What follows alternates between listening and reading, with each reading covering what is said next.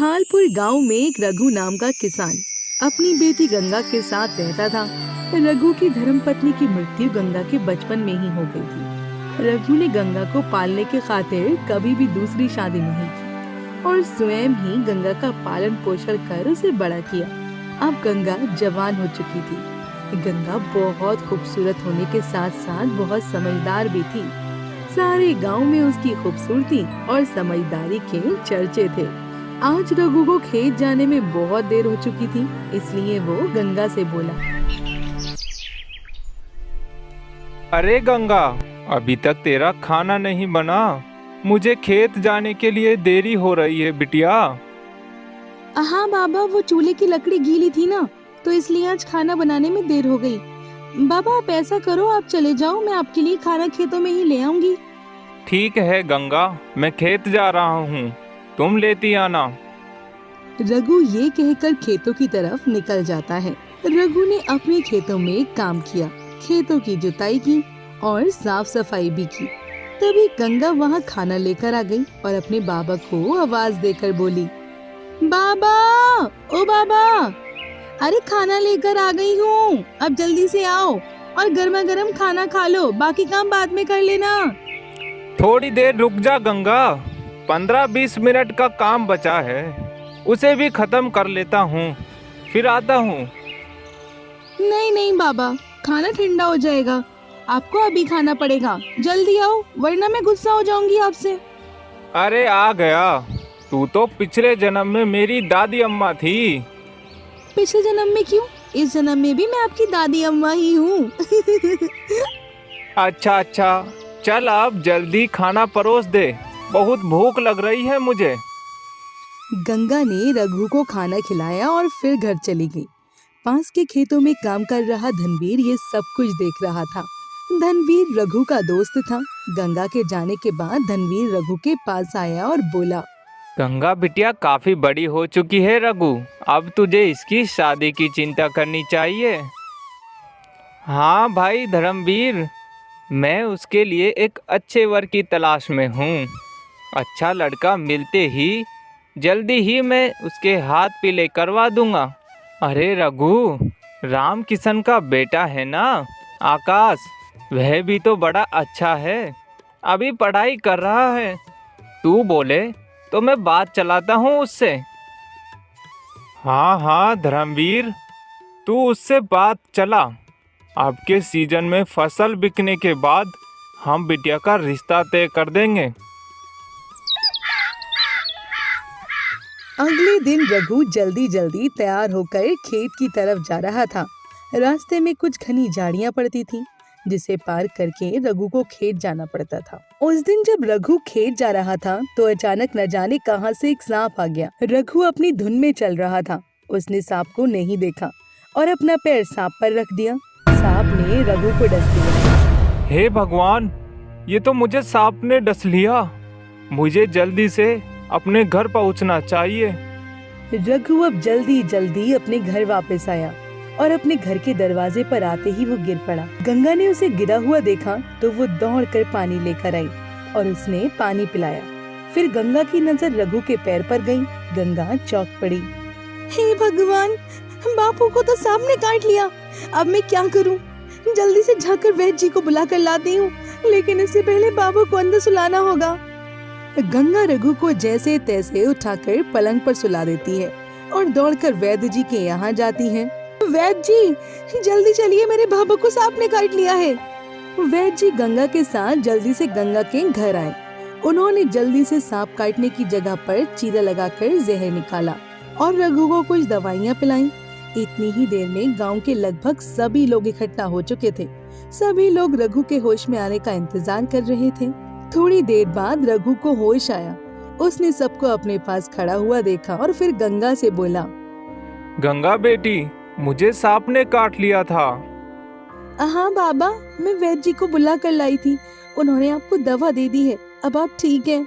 लेकिन इसके बाद रघु अपने हाथ पैर हिलाने की कोशिश करता है, परंतु वो अपने हाथ पैर नहीं हिला पाता। गंगा वैद्य जी की तरफ देखने लगती है। तब वैद्य जी गंगा को एक किनारे बुलाकर उससे कहते हैं, देखो गंगा, मैंने तुम्हारे बाबा के शरीर से जहर तो निकाल दिया है, लेकिन इसका असर खत्म नहीं होगा। अब तुम्हारे बाबा अपने हाथ पैर तब तक नहीं हिला पाएंगे जब तक तुम इन्हें शहर ले जाकर इनका इलाज नहीं करवाओगी। और इस इलाज में लगभग 50,000 का खर्चा आएगा, तभी तुम्हारे बाबा ठीक हो सकेंगे। अगर इस इलाज में देरी होती है तो उनकी जान भी जा सकती है गंगा। वैद्य जी ऐसा कहकर चले गए। अब गंगा बहुत परेशान थी। इतने पैसे वो कहाँ से लाएगी? गंगा को सोच में डूबा हुआ देखकर रघु ने कहा, बेटी गंगा, तू किस सोच में डूबी है? बेटा, मेरी वजह से तू इतनी परेशान मत हो। मैंने तो सोचा था बस किसी तरह तेरी शादी करवा दूं ताकि तू अपने घर द्वार की हो जाए। मेरा क्या है, मेरा जीवन तो लगभग पूरा हो चुका है। भगवान की जब मर्जी हो मुझे बुला ले। नहीं बाबा, आप ऐसा मत कहो। आपको तो अभी बहुत जीना है। बाबा वैद्य जी ने कहा है कि कुछ पैसों का इंतजाम करके अगर मैं आपको शहर में दिखा दूंगी तो आप ठीक हो जाएंगे। हाँ बिटिया, लेकिन इतने पैसे कहाँ से आएंगे? आप चिंता क्यों करते हैं? बाबा भगवान बहुत बड़ा है, कहीं न कहीं से तो पैसों का इंतजाम हो जाएगा। अगले दिन गंगा अपने दोस्त आकाश से मिलती है और उसे सारी बात बताती है।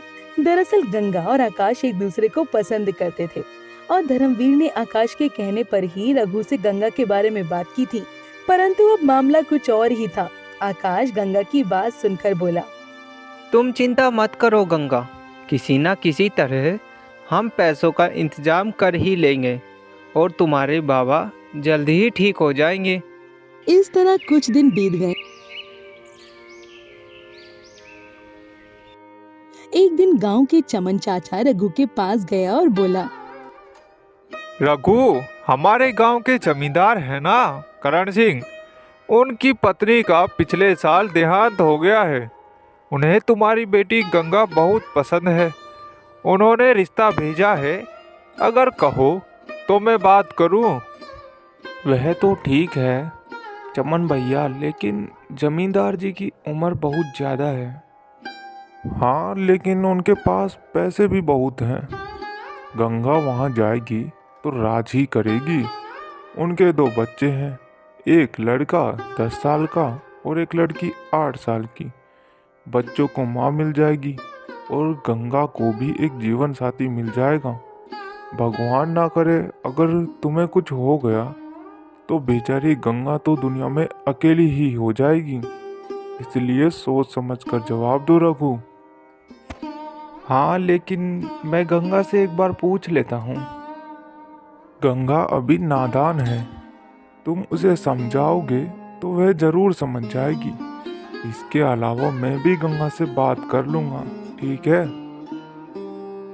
चमन भैया, फिर आप बात चला कर देख लो। चमन वहाँ से निकला ही था, गंगा बाहर मिल गई। गंगा को देखकर चमन ने गंगा को करण सिंह के रिश्ते के बारे में बताया और साथ ही ये भी कहा, देखो बिटिया गंगा, करण सिंह ने कहलवाया है कि तुम्हारे बाबा के इलाज में जो भी पैसा लगेगा वो उसे जरूर लगाएगा और तुम्हारे बाबा को भी अपने पास रखेगा। बिटिया, अपने लिए ना सही तो अपने बाबा के लिए जरूर सोचना। वैसे तुम्हारे बाबा ने भी इस रिश्ते के लिए हाँ कर दी है। गंगा ये सारी बातें सुनकर बहुत चिंता में गई। अगले दिन गंगा ने आकाश को सब कुछ बताया। ये सुनकर आकाश बोला, नहीं गंगा, मैं तुम्हारी शादी उस बूढ़े जमींदार से नहीं होने दूंगा। तुमसे शादी सिर्फ मैं करूंगा। लेकिन आकाश, फिर मेरे पिताजी का क्या होगा? हमारे पास तो इतने पैसे भी नहीं हैं कि उनका इलाज करवा पाए, और सही समय पर उनका इलाज नहीं हुआ तो उनकी जान को भी खतरा हो सकता है और मैं ये नहीं देख सकती। गंगा, मुझे 2 दिनों का समय दो। तुम्हारे बाबा के इलाज में लगने वाले पैसों का इंतजाम मैं 2 दिनों में कर लूँगा। ये कहकर आकाश अपने घर पहुंचा। अपने माता पिता को सारी बात बताई। साथ में आकाश ने ये भी कहा, पिताजी, अगर आपको ऐतराज ना हो तो मैं यह घर जमींदार के पास 50,000 में गिरवी रख देता हूँ और फिर शहर जाकर कुछ काम कर लूँगा। और 50,000 इकट्ठे करके अपना घर छुड़वा लूँगा। ठीक है बेटा, तुझे जैसा ठीक लगे तू वैसा कर ले, हम तेरे साथ हैं। इसके बाद घर के कागज लेकर आकाश जमींदार के पास पहुंचा। उसने कहा, जमींदार जी, मुझे 50,000 की ज़रूरत है और गांव में आपके सिवा कोई भी इतने पैसे वाला नहीं है कि तुरंत मुझे 50,000 दे दे। मैं अपने साथ अपने घर के कागज़ लेकर आया हूँ। आप मेरे घर को गिरवी रख लीजिए और मुझे 50,000 दे दीजिए। अगले 4 महीनों के अंदर मैं आपके पैसे ब्याज सहित वापस कर दूंगा और अपने घर के कागज ले जाऊंगा। ठीक है आकाश, तुम मेरे गांव के हो तो मुझे तुम्हारी मदद करनी ही होगी। इसके अलावा 50,000 का 4 महीने के लिए 10,000 ब्याज भी होगा। तुम 4 महीनों में 60,000 ले आना और अपने घर के कागज ले जाना।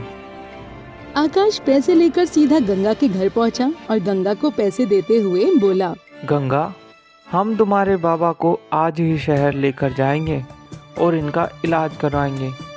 इधर गंगा और आकाश रघु को इलाज के लिए शहर ले गए। तो दूसरी तरफ जमींदार को जब ये पता चला कि आकाश ने सारे पैसे इसलिए लिए हैं ताकि वो रघु का इलाज करवा सके और गंगा की शादी जमींदार के साथ ना करनी पड़े, ये सुनकर तो जमींदार बौखला उठा और बोला, अच्छा तो यह बात है, लेकिन तब भी मैं आकाश को गंगा से शादी नहीं करने दूंगा। गंगा को मुझसे ही शादी करनी पड़ेगी। अब देखना आकाश, मैं तुम्हारे साथ क्या करता हूँ। दूसरी तरफ जमींदार के गंदे इरादों से बेखबर गंगा और आकाश रघु का इलाज करवाते हैं। इलाज के बाद रघु बिल्कुल ठीक हो जाता है और वो लोग गांव वापस आ जाते हैं। इसके बाद आकाश गंगा से कहता है, गंगा, तुम्हारे बाबा ठीक हो चुके हैं। अब मुझे शहर जाना होगा। शहर जाकर कुछ काम करके 60,000 इकट्ठा करूँगा और जमींदार को देकर अपना घर छुड़वा लूँगा और वापस आकर तुमसे शादी करूँगा। ये कहकर आकाश चला जाता है और वहाँ पर एक बड़ा पाव की दुकान लगाकर पैसे कमाता है। देखते ही देखते 4 महीने बीत चुके थे। आकाश के पास 60,000 इकट्ठा हो गए थे। आकाश अपने गांव आया और सीधा जमींदार करण सिंह के पास पहुंचा। जमींदार करण सिंह को पैसे देकर बोला, जमींदार जी, मैं आपके पैसे को ब्याज सहित लौटाने आया हूँ। अब आप मेरे घर के कागज मुझे लौटा दीजिए। हे आकाश, मुझे पता है तू ये सब इसलिए कर रहा है ताकि मेरी शादी गंगा से ना हो जाए। यहाँ से अब निकल जा, तुझे तेरे पैसे भी नहीं मिलेंगे और ना ही तेरे घर के कागज मिलेंगे। जमींदार जी, आप ऐसा नहीं कर सकते हो। मैं चुप नहीं बैठूंगा इसके लिए। देख आकाश, मैंने जो बोलना था बोल दिया। तुझसे जो बन पाए तू कर ले। दोबारा यहाँ आना मत, समझा? आकाश गुस्से में वहाँ से चला गया। तब जमींदार ने अपने कुछ आदमियों को बुलाकर कहा, सुनो मोहन और प्यारे, आज रात को आकाश के घर को पूरा जला दो। जमींदार के आदमियों ने आधी रात को आकाश के घर में आग लगा दी। जमींदार के आदमियों को ऐसा करते हुए गांव वालों ने देख लिया। अब गांव वालों को बहुत गुस्सा आया। तभी उनमें से एक गांव वाला बोला, जमींदार ने तो हद ही कर दी है। अब आज उसने आकाश के घर में आग लगवाई है, कल किसी और के घर में आग लगवाए। अब समय आ गया है उसे सबक सिखाने का। और फिर सभी गांव वाले हाथों में मशाल लेकर उसके घर के बाहर पहुंचे। जमींदार को उसके आदमियों ने इन सब बातों की खबर दे दी। जब वो घबराकर बाहर आया और बोला, गांव वालों रुक जाओ, मेरे घर को आग मत लगाओ। मैं वादा करता हूँ कि आज के बाद किसी के साथ अन्याय नहीं करूँगा। मुझे माफ कर दो, मैं तुम सभी के जमीन के कागज लौटा दूंगा। जमींदार ने गांव वालों के कागज के साथ साथ आकाश के घर के कागज भी वापस लौटा दिए। अब सभी गांव वाले बहुत खुश हो गए थे। सभी ने मिलकर आकाश और गंगा की धूमधाम से शादी करवा दी।